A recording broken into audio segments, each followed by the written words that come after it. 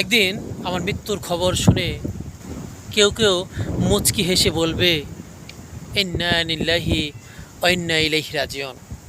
হঠাৎ একদিন স্ট্যাটাস বন্ধ হয়ে যাবে, মৃত্যুর স্ট্যাটাস ভরপুর হয়ে যাবে আমার টাইমলাইন।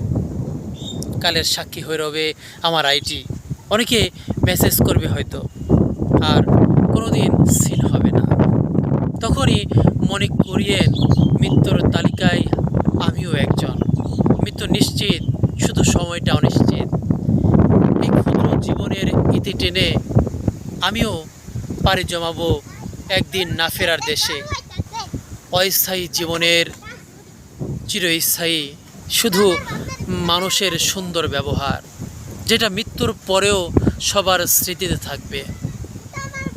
যদি কখনো না বুঝে কারো মনে কষ্ট দিয়ে থাকে, দয়া করে সবাই ক্ষমার দৃষ্টিতে দেখবেন, ক্ষমার দৃষ্টিতে দেখবেন।